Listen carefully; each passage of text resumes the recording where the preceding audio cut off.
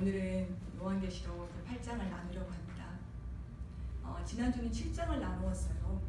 7인으로 봉하여진 그 두루마리를 떼기 전에, 재앙이 본격적으로 시작되기 전에 예수 그리스도께서 핏값으로 사시어서 하나님께 드려진 백성들이 있잖아요. 그 백성들에게 인치는 내용이 7장에 기록되어 있었습니다. 몇 명이 인침 받았나요? 14만 4천 명. 이 숫자가 가지고 있는 세 가지 의미가 있었습니다.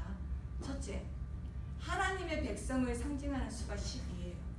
구약의 12사도 곱하기 신약의 구약의 12지파 곱하기 신약의 12사도는 144예요.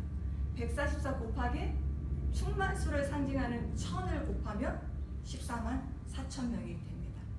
그러니까 14만 4천은 구원받은 하나님의 백성들이 충만하다라는 것을 표현한 숫자예요. 자, 두 번째는 14만 4천은요, 이렇게 14만 4천을 소개할 때 어느 지파가 제일 먼저 나왔죠? 유다 지파. 유다 지파를 시작으로 각 지파별로 1만 2천 명씩 이렇게 인쳐지어서 총 도합이 14만 4천 명이 되었잖아요. 이것은 지금 민수기식으로 표현한 건데, 구원받은 자들, 인침받은 자들은 이제 딱 인침받고 나서 천국 가기만 가만히 기다려야 하는 자들이 아니라 말씀을 가지고 죄와 싸우고 세상과 싸우고 사단과 싸워야 되는 메시아의 군대로 부름받았다는 의미가 있다고 했습니다. 자, 셋째요. 14만 4천이라고 이 숫자로 딱 정해서 말씀하신 것은요, 하나님께서 창세전에 택하신 영혼들은 사람이 더하거나 빼거나 할 수 없다는 거예요. 그래서 예수님께서는 하나님께서 정해놓으신 그 하나님의 사람들을 한 사람도 잃어버리지 아니하고 온전히 구원해 내신다는 뜻을 14만 4천 안에 포함되고 있는 것입니다. 담고 있어요. 또 7장의 후반부에서는 여러분, 인침받았던 자들이 찬상에 있는 장면이 나오잖아요. 흰 옷을 입고 손에 종려나무 가지를 들고 보좌 앞과 어린 양 앞에 서서 어떻게 찬양하죠? 구원하심이 보좌에 앉으신 우리 하나님과 어린 양에게 있도다. 이렇게 찬양하잖아요. 그리고 이들에게 주어진 이제 약속들이 소개되는데, 어떤 약속들이었냐면 영원히 하나님의 보좌 앞에서 하나님을 섬기게 된다는 거예요. 또 하나님은 그들의 장막이 되어주신대요. 장막이 되어준다는 건 함께 하신다는 것입니다. 그리고 그들이 다시는 줄이지도 않고 다시는 목마르지도 않고 또 해나 아무 뜨거운 기운에 상하지 않을 것이며, 또 어린 양이 목자가 되사 어디로 인도해 주신대요? 어디로요? 네네네. 생명수 샘으로 인도해 주신다고 하셨잖아요. 생명수 샘. 저기 마트로 인도해 주시는 게 아니라 생명수 샘으로 인도하셔서 그들의 눈에서 모든 눈물을 씻어 주신다고 약속하셨습니다. 여러분, 왜 하나님이 요한에게 이 천상의 모습을 보여주시는 것입니까? 왜 보여주시는 것이에요? 요한을 통해서 당시 고난받고 있는 성도와 교회들을 위로하시고 소망을 주시기 위함이에요. 또 그 당시뿐만 아니라 오고 오는 모든 세대의 그리스도인들에게, 그들이 고난받고 있을 때, 억압받고 있을 때, 환난받고 있을 때 그들에게 믿음 잃지 않고 믿음 붙잡으라고 너희의 결론적인 모습이 어떤 것인지 미리 이렇게 보여주신 것입니다. 이 땅이 다가 아니라는 거예요. 그러니까 환난 때문에 또 고난이 있다고 절망하지 말고 거기에 딱 묶이지 말고, 너희도 승리하면 메시아의 군대로 부름받았으니 여기서 승리하면 너희도 흰옷 입게 된다는 거예요. 또 은혜와 영광 누릴 수 있게 되니 고난을 회피하지 말고 이 땅에서 너희가 인생의 여정을 살아가면서 싸워야 될 일들이 있다면 믿음으로 선한 영적 싸움하면서 승리하라는 것입니다. 주님이 이 땅에서 흘린 모든 눈물들, 여러분들이 주님을 따르기 위해서 흘린 모든 눈물들을 다 닦아주신대요. 그러면 다 된 것 아닙니까, 여러분? 이 소망의 말씀을 여러분도 굳게 믿고 또 반석과 같은 믿음 위에 서서 승리하며 살아가시길 주님으로 축복합니다. 이제 8장 들어갈게요. 드디어 7번째 인이 떼어져요. 근데 여기서 여러분 한 가지 이상한 것이 있어요. 분명히 6번째 인이 떼어질 때 천재지변이 일어났잖아요. 어린 양이 큰 진노의 날이라고 표현했거든요. 다 뒤집어졌어요, 세상에. 요한이 그것을 6장에서 어떻게 표현했었냐면요. 큰 지진이 나며 해가 검은 털로 짠 상고같이 검어지고 달은 온통 피같이 되며 하늘의 별들이 무화과 나무가 대풍에 흔들려 설익은 열매가 떨어지는 것 같이 땅에 떨어지고 하늘은 두루마리가 말리는 것 같이 떠나가고 각 산과 섬이 제자리에서 옮겨진다고 말했습니다. 이게 6번째 인이 떼어질 때 나타난 그런 지향이거든요. 그럼 여러분, 마지막 인이 떼어질 때는 악이 완전히 소멸되고 하나님의 백성들의 승리가 나와야지 스토리 전개상 맞는 것 같잖아요. 이미 6번째 인이 떼어졌을 때 다 그냥 뒤죽박된 재앙이 일어났거든요. 그런데 오늘 본문을 보면요, 마지막 7번째 인을 떼시면서 이게 어찌된 일인지 또 다른 7 나팔 재앙이 시작돼요. 분명히 6번째 인 뗄 때 산 없어졌어요. 하늘 없어졌어요. 두루마리 다 말렸어요. 바다 없어졌어요. 그런데 오늘 본문에서 없어진 하늘과 산과 바다와 해, 달, 별 이야기가 다시 나와요. 이것뿐만 아니라요. 계시록 16장에서는 또 다른 7 대적 재앙에 대해서 나옵니다. 계시록에는요, 7가지의 인재앙, 7가지의 나팔재앙, 7가지의 대적 재앙이 나와요. 그렇다면 총 21가지의 재앙이 우리에게 임하는 것인가? 엄청나죠? 21가지 생각하니까 숨차죠? 그것이 아닙니다, 여러분. 계시록은 시간적 순서대로 기록된 것이 아니라고 했어요. 동일한 이 종말 사건들을 다른 각도에서, 관점에서 제시한 거예요. 그런데 조금 더 강화시켜서, 심화되어서 반복하고 있는 것입니다. 그러니까 여러분 이런 거예요.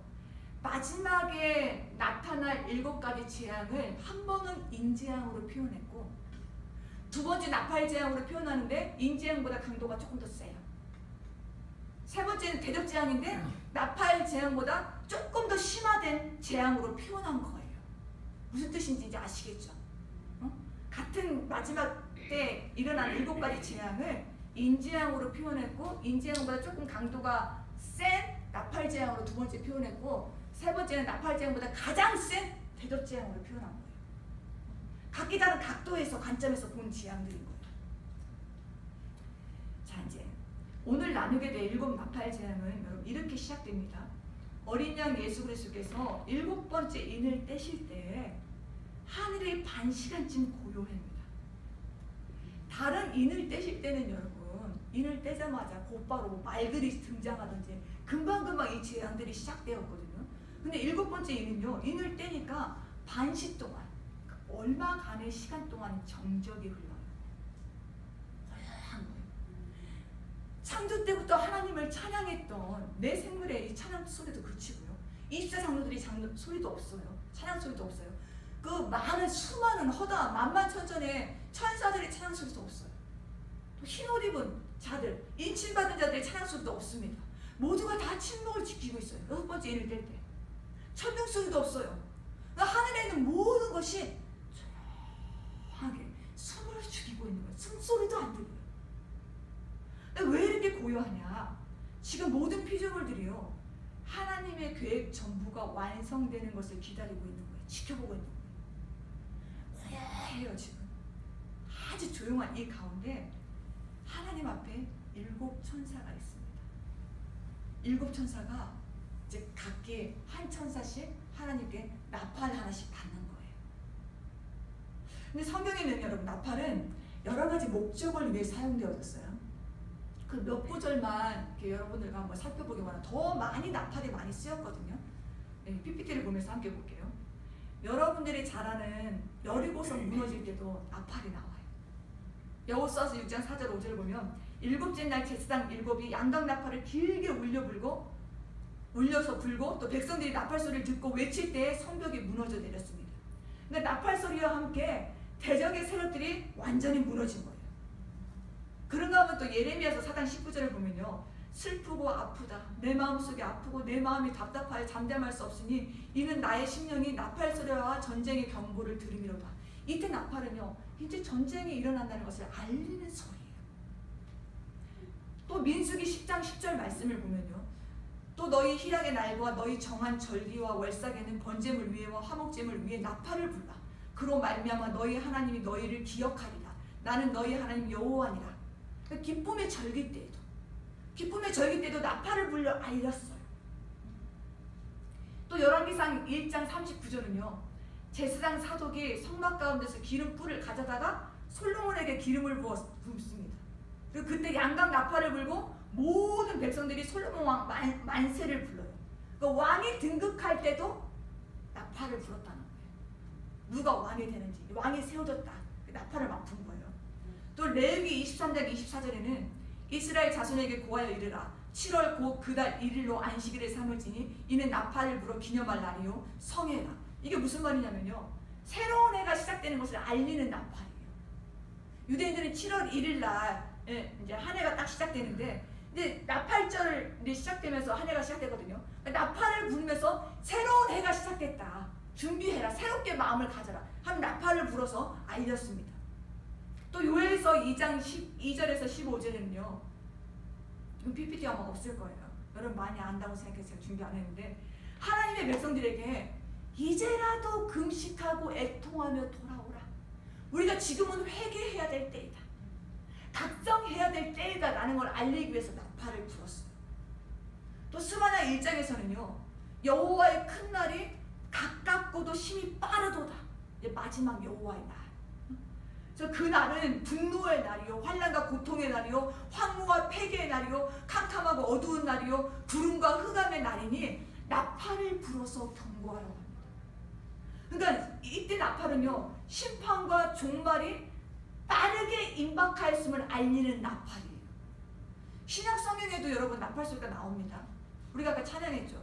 데살로니가전서 4장 16절을 보면 주께서 호령과 천사장의 소리와 하나님의 나팔 소리로 친히 하늘로부터 강림하시리니 그리스도 안에서 죽은 자들이 먼저 일어나고.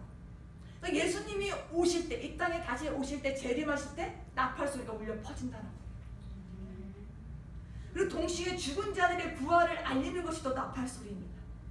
그러면 여러분, 이것을 다 종합하여서 오늘 본문의 나팔 재앙을 보면 이런 거예요.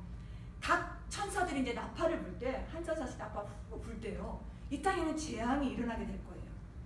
이때 하나님의 백성들이 재앙을 보면서 어떡하나 저런 일이 일어났는데 막 허겁지겁 막 허둥대며 두려움에 떠는 그런 태도가 아니라요, 나팔을 불 때, 이 땅에 일어나는 재앙을 볼 때 우리 그리스도인들은 어떻게 생각해야 되냐, 아, 영원한 왕이신 예수 그리스도의 오심이 가까워지고 있구나. 왕이 등극하신, 아까 등극할 때 나팔 불었잖아요. 아, 왕이신 예수님이 가까워 오시고 계시구나 라는 거를 알고 깨어 있으라는 거예요.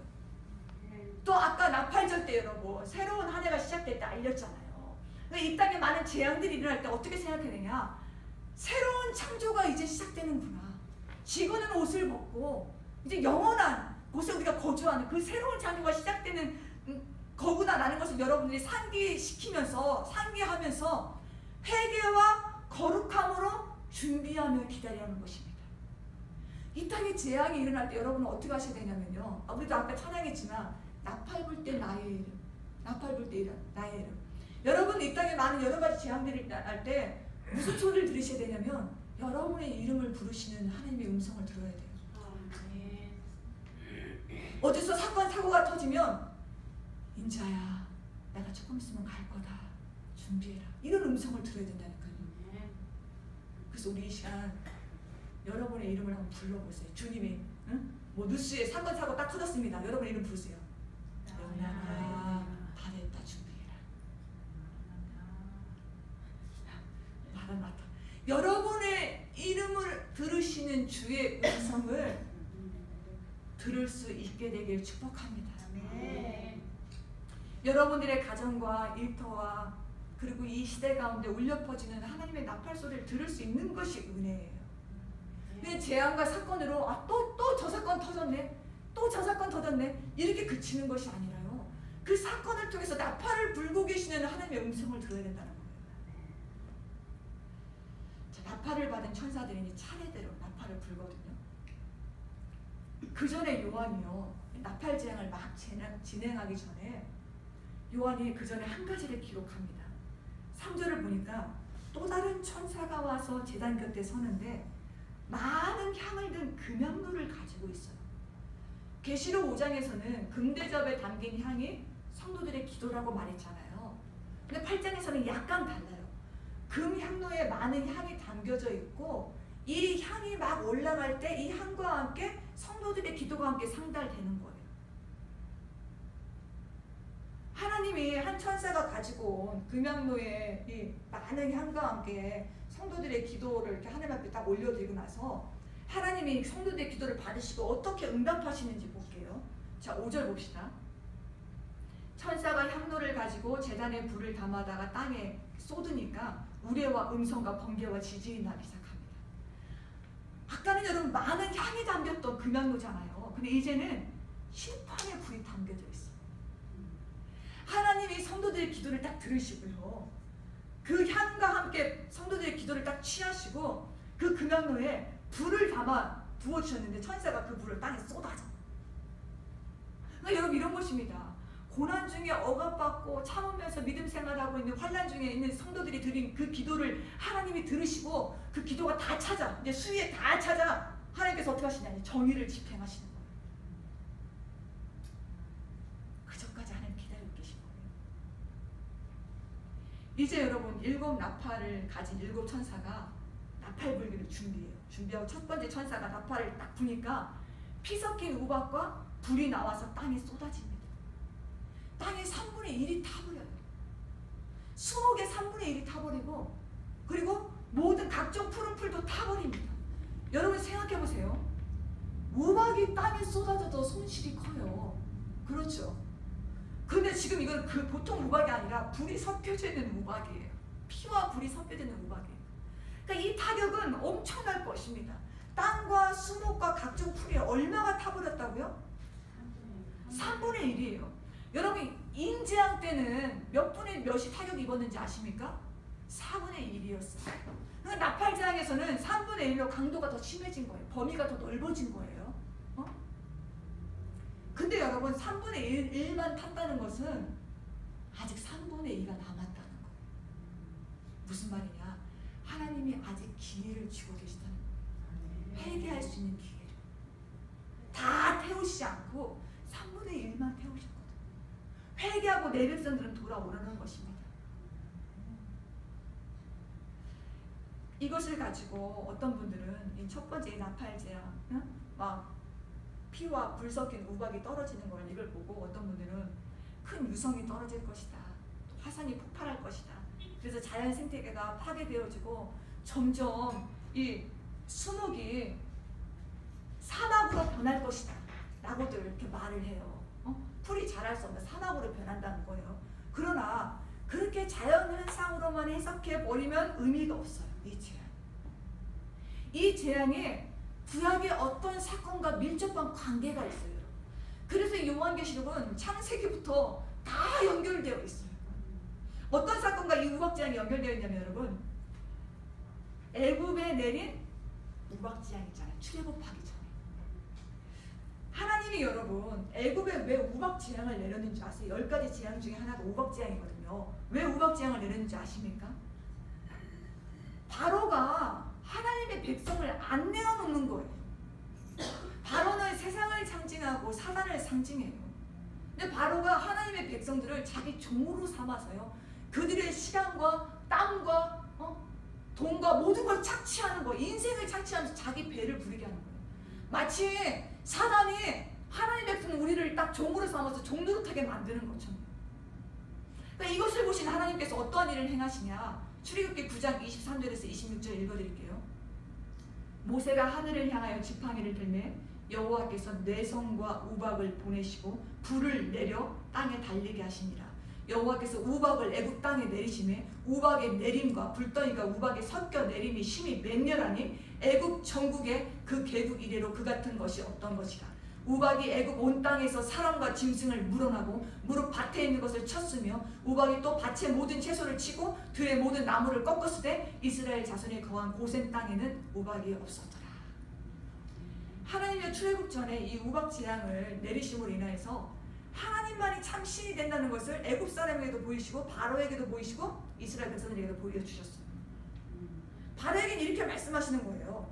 이스라엘 백성들 네 종 아니다, 내 백성이다, 내 보내, 이렇게 말씀하시는 거예요. 우박을 통해서. 또 마지막 때에 여러분 자연재해들이 심각하게 일어날 때도 여러분 같은 시각으로 또 바라봐야 됩니다. 하나님이 세상의 권세를 가리신 지금 사단을 심판하시는 거예요. 이 세상은 영원할 것 같냐? 내가 이렇게 흔든다. 얼마 안 있으면 종료된다. 사단에게 선전포고 하시는 거예요. 하나님. 선언하시는 거예요. 그리고 하나님의 백성들에게는 이렇게 말씀하시는 겁니다. 이제 곧 있으면 우주적인 출애굽이 일어난다. 준비해라. 이스라엘 백성들을 애굽에서 출애굽시키기 위해서 하나님이 10가지 재앙 내리면서 우박 재앙 내리셨다고 했잖아요. 우리를 이 땅에서 이 세상에서 출애굽시키시며 구원하시기 위해서 이 재앙을 보내신다는 것입니다. 그러니 재앙이 일어날 때 허둥대지 말고 자연재해를 통해 나팔소리, 하나님이 곧 오신다는, 주님이 오신다는 나팔소리로 들으라는 거예요. 영적인 잠에서 깨어서 우주적인 출애굽 준비하라는 것입니다. 이제 이동이 있다는 거예요. 이 땅에서 천국으로 준비하라는 것입니다. 깨어있다는 거예요. 영적인 잠자지 말고 안일하게 있지 말고. 뉴스 보면 오늘 세상에 이런 일이 진행되네. 이것에서 그치지 말고요. 출애굽해야 되는가 보다. 준비하라고. 이번엔 두 번째 나팔재앙 보겠습니다. 둘째 천사가 나팔을 보니 불붙는 큰 산과 같은 것이 바다에 던져져요. 그러니까 바다의 3분의 1이 피가 되고 바다 가운데 생명 가진 피조물들이 3분의 1이 죽고 배들의 3분의 1이 깨어집니다. 그러니까 둘째 나팔 재앙은요, 지금 바다에 임하는 재앙이에요. 이미 여러분 바다가 산업 쓰레기와 여러 가지 또 폐기물과 해상 핵실험으로 많이 오염되어 있대요. 생명체의 5분의 1이 소멸되었다고 합니다. 그러니까 바다에서 그런 어떤 해상 그 무역을 하는 그것도 많이 지금 줄어들었대요. 근데 우리가 이 두 번째 나팔 재앙에서 바다의 재앙이 임하는구나, 여기에서만 또 그치면 안 돼요. 여기서 불붙는 큰 산은요, 세상의 세력을 상징하는 바벨론을 가리켜요. 그러니까 큰 산이 바다에 던져졌다는 것은 여러분 무슨 의미예요? 우리가 세상 안에서 소중하게 여기고 철석같이 믿고 있었던 것이 어느 때가 되면 아무것도 아닌 것이 된다는 거예요. 그러니까 내 백성들아, 세상에, 우리 아까 불렀잖아요. 나는 이 세상에 정들 수 없도다. 세상에 너무 정들지 말고, 너무 정 푹 주지 말고,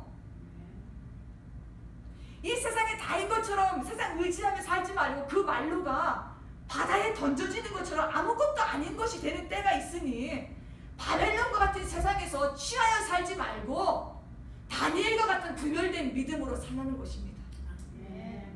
그 재앙이 일어나면 여러분 바다에서 무슨 이런 재앙이 일어난다 소식 들으면 여러분 생각하셔야 돼요. 내가 진짜 다니엘처럼 구별된 믿음으로 살고 있나? 나를 돌아봐야 돼요.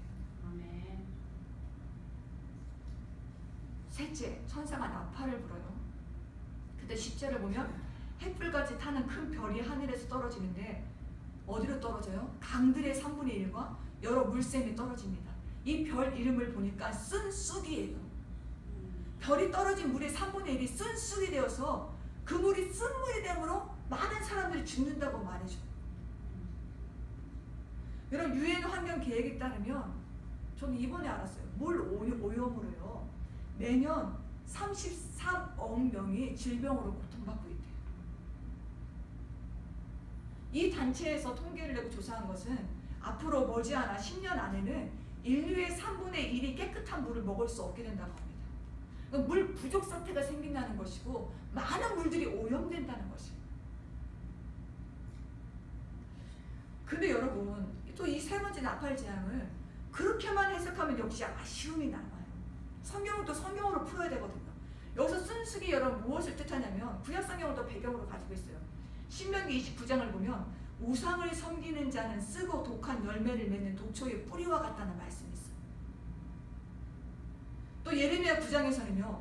하나님께서 이스라엘 백성들이 하나님의 목소리를 청종하지 아니하고 바알들을 따르니까 어떻게 말씀하시냐? 내가 너희에게 쑥을 먹이며 독한 물을 마시게 하겠다고 하십니다. 여러분, 물은 영혼을 살리는 이 복음을 가리켜요. 근데 물이 써졌다는 것은요, 복음이 혼탁해졌다는 거예요. 말씀이 혼잡게 되어졌다는 거고 변질되어졌다는 것입니다. 그러니까 마지막 이 시대 때 많은 사람들이 순수의 물을 먹고 진짜 참 복음을 먹어서 영원히 사는 것이 아니라 세상과 걸쳐서 살 수 있는 두 마음 품고 신앙생활 할 수 있는 메시지들을 막 전해서 자기 영혼이 죽는다는 거예요.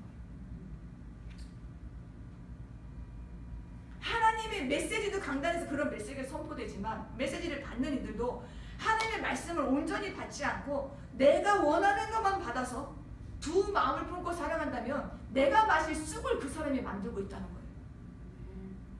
여러분, 쑥물이 달아지는 방법 뭔지 아세요? 출애굽기 나오죠. 쑥물이 달아지는 방법. 모세가 어떻게 했어요? 나뭇가지 던졌잖아요. 나뭇가지가 뭘 상징해요? 예수 그리스도 십자가 상징해요.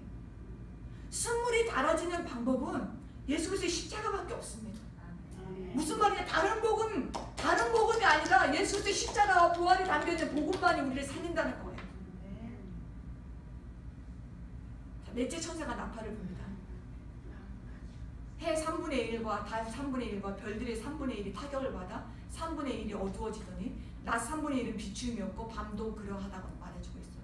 세상이 점점 어두워진다는 거예요. 3분의 1이 다 꺼진다고 생각해보세요. 해 3분의 1, 달 3분의 1, 별 3분의 1 다 꺼진다니까요. 이것을 또 자연현상을 연구하시는 분들은 이렇게 말합니다. 미세먼지, 대기오염, 황사.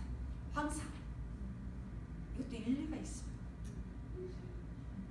뿌에서 하늘이 잘 안 보이거든요. 그렇지만 여러분 또 그것으로만 끝내서는 안 돼요.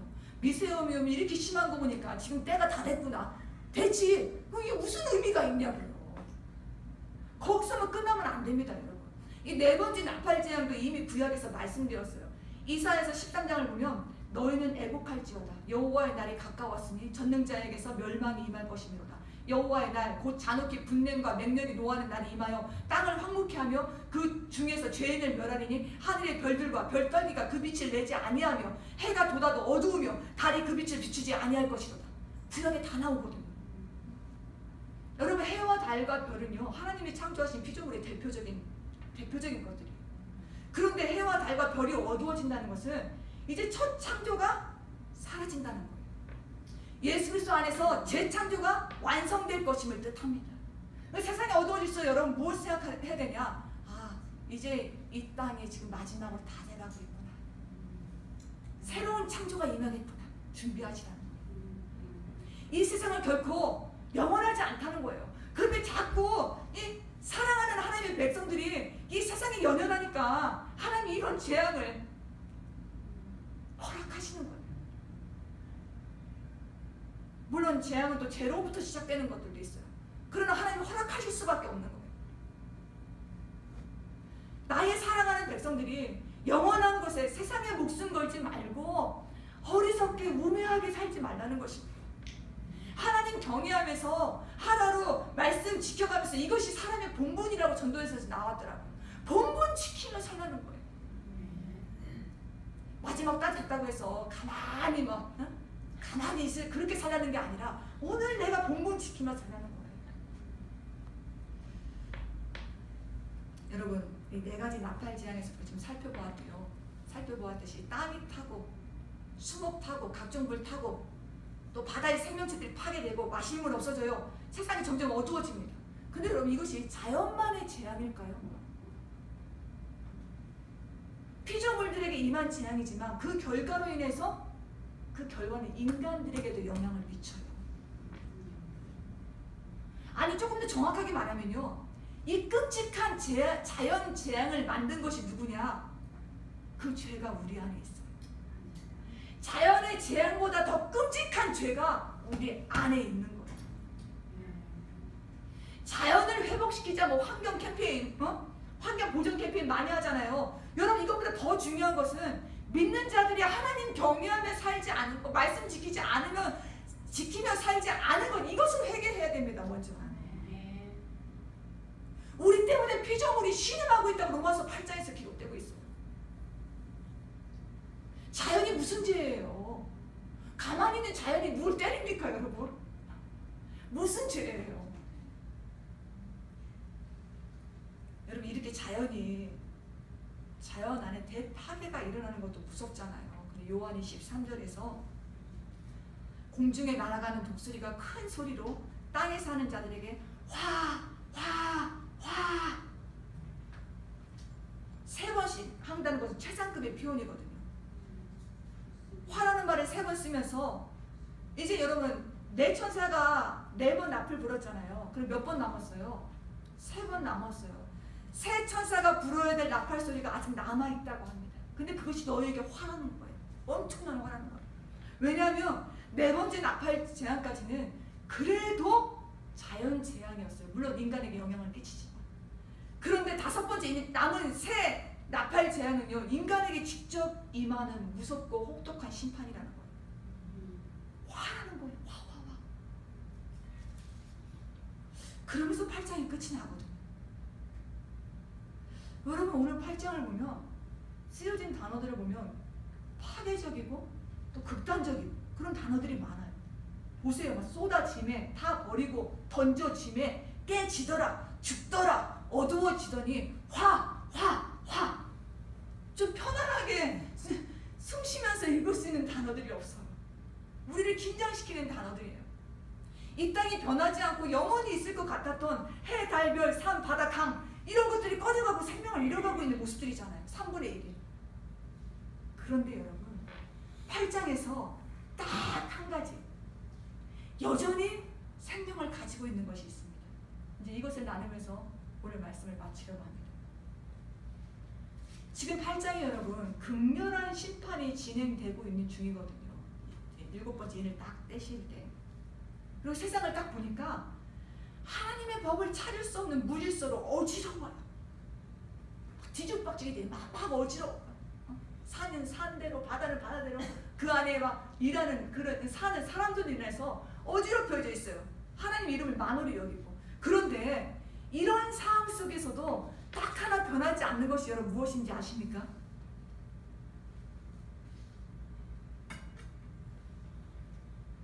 뭐가 안 변했냐면 여러분, 마지막 7번째 인이 떼어지는 그 시간에도 성도들이 드리는 기도는 살아서 많은 향과 함께 하나님께 상달되고 있었어요. 기도는 살아있다는 거예요. 심판 중에 다른 것은 다 꺼져가는데, 생명을 잃는데 기도는 살아서 하나님께 상달되고 있다는 거예요. 하나님이 모든 것을 잠잠하게 하신 후에 성도들의 기도를 들으셨어요. 한 귀로는 천사들의 찬양 소리 듣고 한 귀로는 성도들의 기도를 들은 게 아니십니다. 여러분, 1절을 보세요. 하늘이 반 시간쯤 고요하였다고 했습니다. 이게 무슨 말이냐? 모든 것을 고요하게 하신 다음에 하나님이 집중하여서 성도들의 기도를 들으셨다는 거예요. 당시 성도들이 드린 기도는요, 하나님의 뜻을 이루어달라고, 주의 나라가 임하게 달라고, 이런 기도도 있었지만 이런 것뿐만이 아니라 자신들이 겪었던 아픔과 상처와 고통을 있는 그대로 내어놓으며 하나님의 도우심을 구하는 그런 기도의 내용들도 있었어요. 이 모든 기도, 모든 성도들의 기도를 말해주고 있어요. 여러분 가운데 기도는 좀 기도를 잘하는 사람만이 드리는 기도를 하나님이 받으시는 거 아니야? 여러분 3절 다시 보십시오. 3절 우리 함께 읽겠습니다. 시작.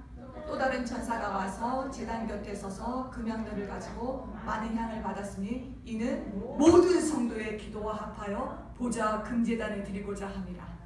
아멘. 모든 성도의 기도입니다.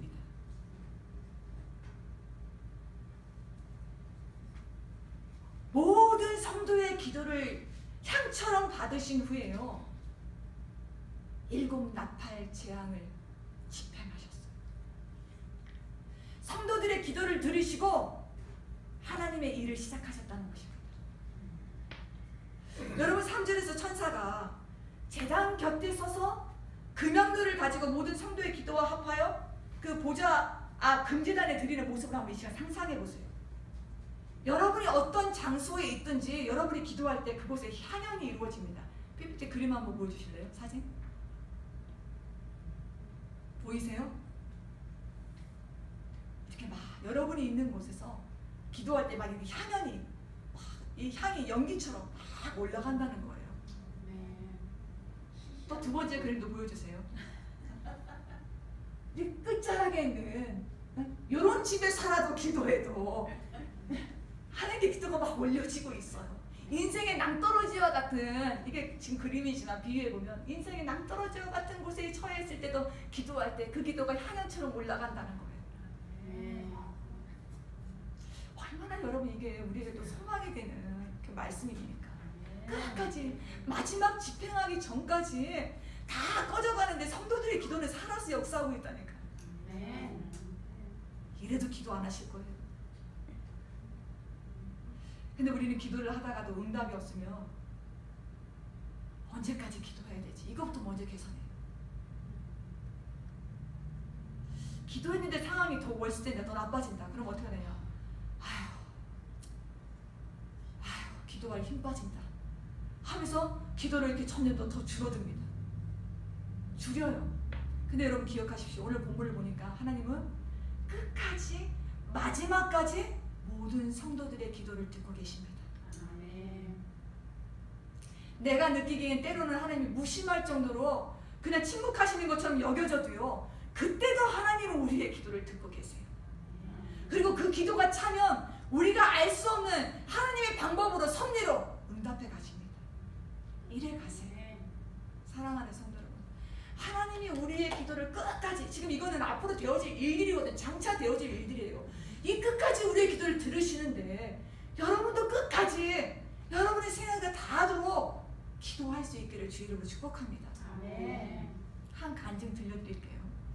목포 사랑의 교회에 백동조 목사님이 간증하신 거예요. 울먹이면서 이런 간증을 하셨어요. 이 목사님의 어머니가 어려운 형편이었을 때 전도를 받고 예수님을 믿기 시작한 거예요. 신앙에 들어가면서 하나님 앞에 기도하고 싶어서 막 새벽 예배, 뭐 산기도, 철야기도 계속 이렇게 기도에 늘 깨어 있으셨다고 합니다. 근데 기도를 해도 해결되는 문제가 없는 거예요. 가정은 여전히 어렵고 또 문제가 생기고, 여전히 가난하고. 그래도 이 어머님이 새벽 예배를 기본으로 해서 모든 기도에 막 금요 예배 막 빠지지 않고 참석했대요. 그런데 어느 날에 이 어머니가 새벽에 기도를 안 가시더래요. 기도하러 교회를. 그래서 이 어린 백동조 목사님 어렸을 때, 엄마 오늘은 왜 교회에 가지 않으세요? 그랬더니 어머니가 하는 말이, 나 이제 집에서 기도하려고 한다 그러시더래요. 방 안으로 들어가시는데 엄마가 우는 소리가 들리시더래요. 그래서 가서 이렇게 귀를 기울이니까 이렇게 울면서 말씀하시더래요. 하나님, 저 더 이상 교회에서 기도 안 하렵니다. 아무개 집사가 기도해도 뭐가 그렇게 나아지는 것이 없냐고 저한테 말합니다. 하나님, 저를 보면 누가 기도하고 싶겠습니까? 제가 기도하고 싶은 자들의 그 길을 제가 막고 있는 것 같습니다. 내 삶에 하나도 응답되는 것이 없고 여전히 어려우니까 사람들이 저에게 대해서 그렇게 말을 하는데, 하나님, 저 부끄러워서 못 살겠습니다 하면서 막 울면서 막 이렇게 자복하더래요. 기도를 올리더래요. 그런데 집에서 기도하시는 어머니가 일주일 만에요, 다시 교회 가시면서 아유, 집에서 기도하니까 한계가 있다, 답답하다 하시면서 교회를 다시 가셔서 기도하시더래요. 근데 돌아가실 때까지 끝까지 기도하셨대요. 근데 어머님이 돌아가실 때도 어떤 기도는 응답되었지만 응답받지 못한 기도들도 많았대요. 근데 이 백 목사님이 고백하시더라고요. 어떻게 고백하시냐면 울먹이면서 어머니의 기도가 지금 자신의 삶과 자신의 목회 가운데 이루어지고 있다. 아멘. 어머니 당시에는 안 이루어져서 어머니가 수없이 많은 시간 동안 다른 사람에게 그런 당신은 왜 기도했는데도 그렇게 생활이 왜 그래? 이런 말들도 들어가며 그걸 놓치지 않고 계속 기도했지만 그 기도의 열매를 다 목사님의 삶과 사역 가운데 임하고 있다고 목사님이 울먹이면서 간증을 하시더라고요. 무슨 뜻입니까, 여러분? 우리가 드리는 기도는 없어지지 않는다는 거예요. 쌓여집니다. 유기성 목사님이 1시간 기도라는 책에서 이런 말씀을 하셨어요. 진짜 기도의 권능과 기도의 능력이 뭐냐면요, 기도가 잘 되든 기도가 안 되든 기도가 응답되건 응답되지 않건 이런 모든 상황과 상관없이 꾸준하게 지속적으로 기도할 수 있는 것이야말로 진짜 기도의 능력이다라고 말씀했어요. 저는 이게 참 일리가 있더라고요. 오늘 말씀 하나님이 끝까지 내 기도를 들으신다는 이것이 믿음으로 받으면 어떻게 기도를 안 할 수가 있어요. 또 내 안에 있는 성령은 기도하게 하시는 영이에요. 기도를 하다 보면 여러분 맞아요. 저도 그래. 어느 때는 기도가 안 돼요. 새벽에 같은 시간에 와도 어느 때는 기도가 안 돼요. 어느 때는 또 기도가 돼요. 근데 안 된다고 기도를 포기하겠어요? 그때는 그냥 마음이라도 드리는 거예요. 이게 진짜 기도의 능력이라고 말씀하시더라고요. 여기서 보세요. 사랑하는 성도 여러분, 여러분이 드리는 기도가 이미 하나님 앞에 향으로 드려주신 그 예수 그리스도 이름으로 우리가 드리잖아요. 예수 그리스도 이름으로 함께 보좌에 상달되고 있다는 걸 믿으시기 바랍니다. 오늘 본문 보세요. 세상 역사를 정리하는 7번째 인을 떼시는 그 순간에도 하나님은 모든 성도들의 기도를 듣고 계셨어요. 그러니 기도에도 아무런 일이 일어나지 않는다고 낭망하지 말고 게을러지지 마시고요. 여러분의 생애가 다하는 그날까지 기도하셔서 여러분의 쌓여진 기도를 통하여서 여러분의 가정과 일터와 또 기도 제목들과 이 시대에 하나님이 하실 일을 행하시는 일들이 있기를 주의 이름으로 축복합니다. 기도하다가 나팔 소리 들으세요. 기도하다가 다시 오시는 주님을 맞이하게 되길 예수님 이름으로 축복합니다. 아멘.